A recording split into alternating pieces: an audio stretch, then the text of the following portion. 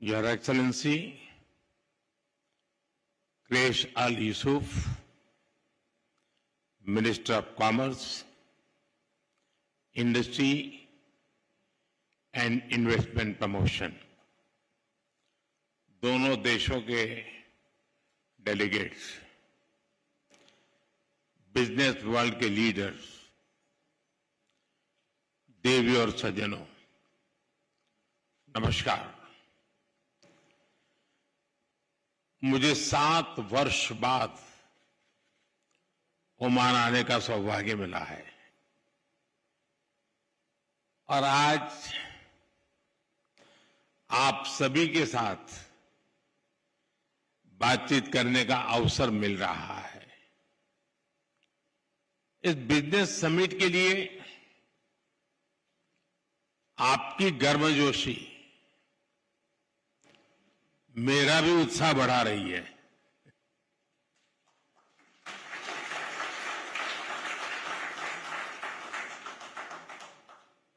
आज की यह समिट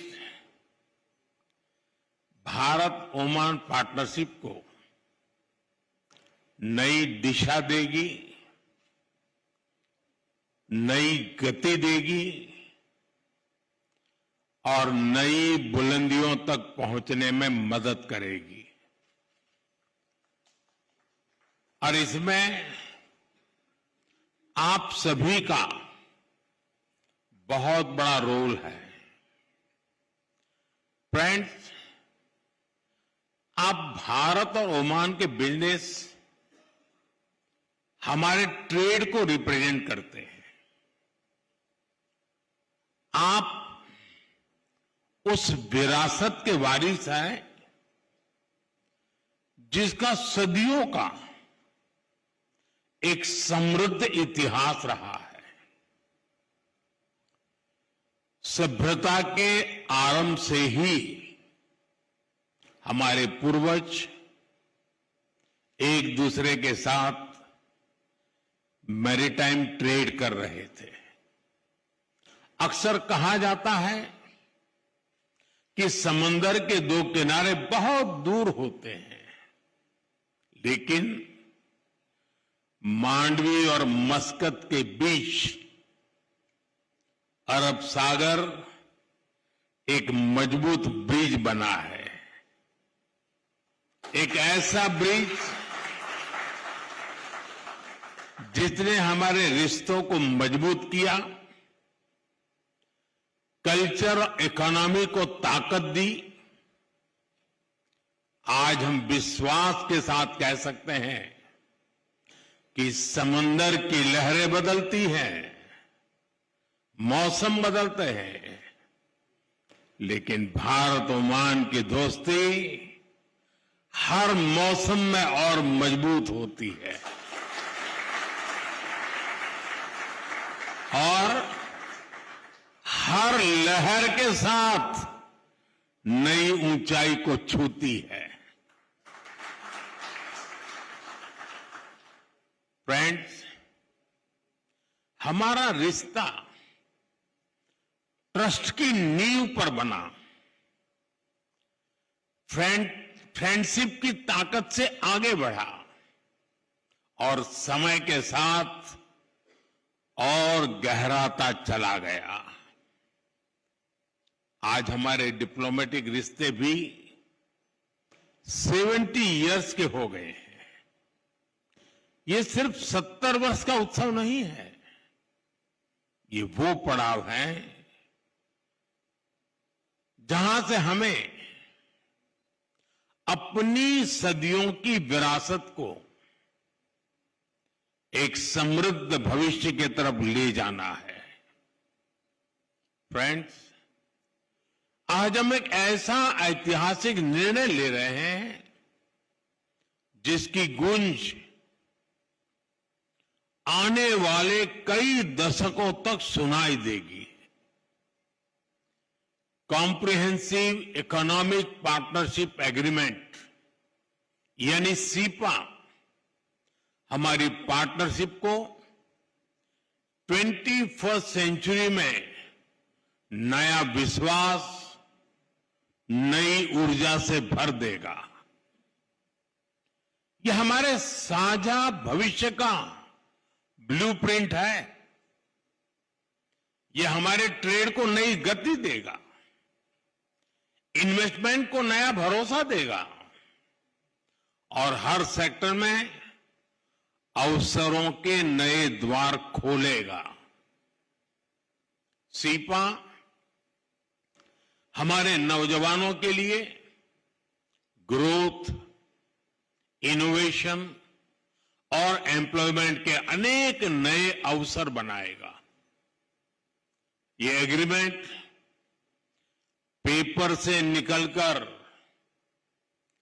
परफॉर्मेंस में बदले, इसमें आप सभी की भूमिका बहुत बड़ी है, क्योंकि जब पॉलिसी और एंटरप्राइज एक साथ चलते हैं तभी पार्टनरशिप नया इतिहास बनाती है। फ्रेंड्स, भारत की प्रगति हमेशा शेयर्ड प्रोग्रेस की कहानी रही है। भारत जब ग्रो करता है तो अपने दोस्तों को अपनी ग्रोथ का साझेदार बनाता है। आज भी हम यही कर रहे हैं। आज भारत थर्ड लार्जेस्ट इकोनॉमी बनने की तरफ तेजी से बढ़ रहा है। इसमें पूरी दुनिया के लिए अवसर है, लेकिन ओमान के लिए तो एडवांटेज और भी बड़ा है, क्योंकि हम पक्के दोस्त तो है ही, मैरीटाइम नेबर भी है। हमारे लोग एक दूसरे को जानते हैं। हमारे बिजनेस जगत में पीढ़ियों का भरोसा है और हम एक दूसरे के मार्केट को बहुत ही अच्छे से समझते हैं।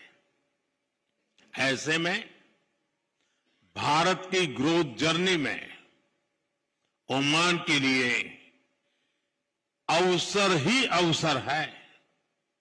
फ्रेंड्स, आज बिजनेस वर्ल्ड में भारत की इकोनॉमी की रेजिलियंस की चर्चा होती है।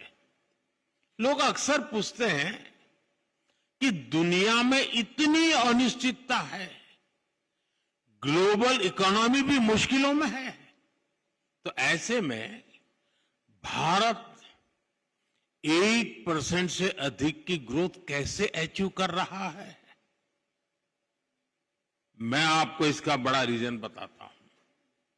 असल में बीते 11 वर्षों के दौरान भारत ने सिर्फ पॉलिसी नहीं बदली है, भारत ने अपना इकोनॉमिक डीएनए बदला है।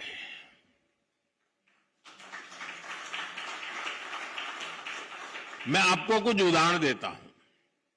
जैसे गुड्स एंड सर्विस टैक्स यानी जीएसटी है, इसने पूरे भारत को एक इंटीग्रेटेड यूनिफाइड मार्केट में बदला है।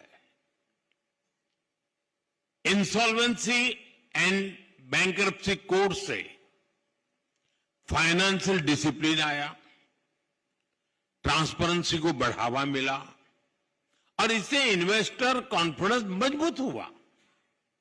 ऐसे ही हमने कॉरपोरेट टैक्स रिफॉर्म्स किए। इससे भारत दुनिया के मोस्ट कॉम्पिटिटिव इन्वेस्टमेंट डेस्टिनेशन में से एक बन गया है। साथियों, अभी आपने लेबर रिफॉर्म्स की भी चर्चा सुनी होगी। हमने दर्जनों लेबर कोड्स को सिर्फ 4 कोड्स में समेट लिया है। ये भारत के इतिहास के सबसे बड़े लेबर रिफॉर्म्स में से एक है। फ्रेंड्स, जब पॉलिसी क्लैरिटी आती है तो मैन्युफैक्चरिंग को भी नया विश्वास मिलता है। एक तरफ हम पॉलिसी और प्रोसेस रिफॉर्म कर रहे हैं, वहीं दूसरी तरफ भारत में मैन्युफैक्चरिंग को बढ़ावा देने के लिए प्रोडक्शन लिंक इंसेंटिव भी दे रहे हैं। ऐसे प्रयासों से ही आज मेक इन इंडिया अभियान को लेकर दुनिया में बहुत उत्साह है। फ्रेंड्स, रिफॉर्म्स को भारत के डिजिटल पब्लिक इंफ्रास्ट्रक्चर ने और ताकत दी है। गवर्नेंस पेपरलेस हुई है, इकोनॉमी कैशलेस हुई है और सिस्टम कहीं ज्यादा एफिशिएंट, ट्रांसपेरेंट और प्रिडिक्टेबल हुई है। डिजिटल इंडिया सिर्फ एक प्रोजेक्ट नहीं है, ये दुनिया की सबसे बड़ी इंक्लूजन रिवॉल्यूशन भी है।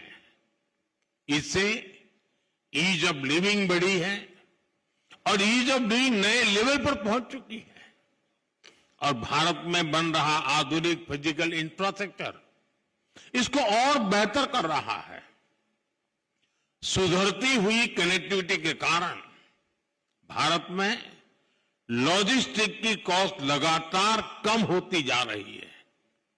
फ्रेंड, भारत निवेश के लिए एक आकर्षक डेस्टिनेशन है, ये तो दुनिया मानती है। साथ ही भारत एक भरोसेमंद फ्यूचर रेडी पार्टनर है और ओमान इसको बहुत अच्छे से समझता भी है और सराहता भी है। हमारा जॉइंट इन्वेस्टमेंट फंड अनेक वर्षों से दोनों देशों में निवेश को बढ़ावा दे रहा है। एनर्जी हो, ऑयल एंड गैस हो, फर्टिलाइजर्स, हेल्थ, पेट्रोकेमिकल्स और ग्रीन एनर्जी हो, ऐसे हर सेक्टर में नई संभावनाएं बन रही है। लेकिन साथियों, भारत और ओमान सिर्फ इतने से संतुष्ट नहीं है। हम कंफर्ट जोन में नहीं रहते। हमें भारत ओमान पार्टनरशिप को नेक्स्ट लेवल पर ले जाना है।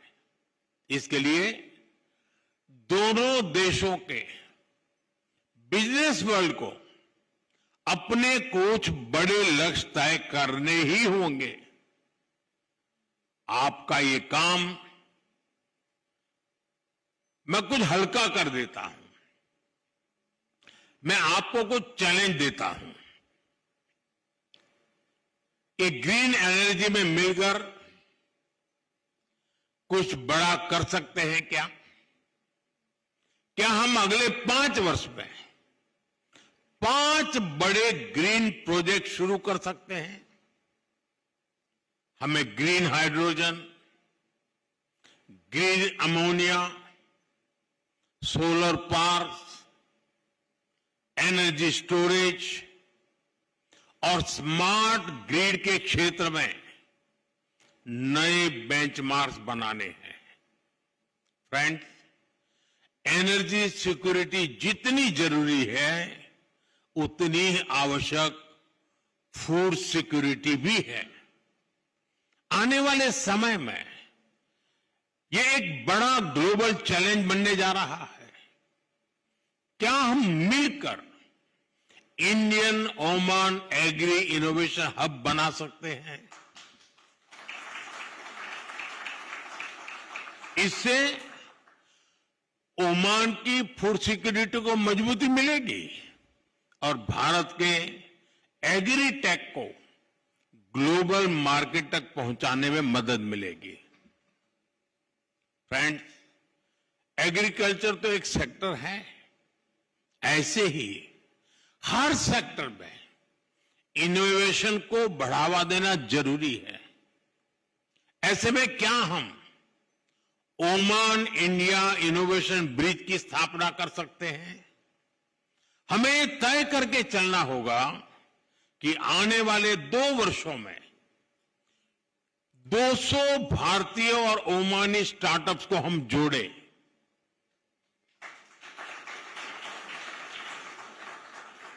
हमें जॉइंट इंक्यूबेटर्स बनाने होंगे, fintech sandboxes, AI and cyber security labs का निर्माण करना होगा और क्रॉस बॉर्डर वेंचर फंडिंग को बढ़ावा देना होगा। फ्रेंड्स, ये सिर्फ आइडियाज नहीं है, ये इन्विटेशन है।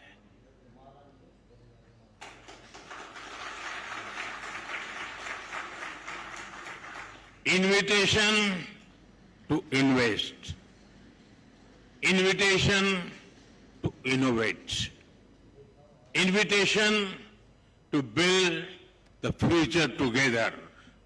आइए हम इस पुरानी मित्रता को नई टेक्नोलॉजी, नई एनर्जी और नए सपनों की शक्ति से आगे बढ़ाएं।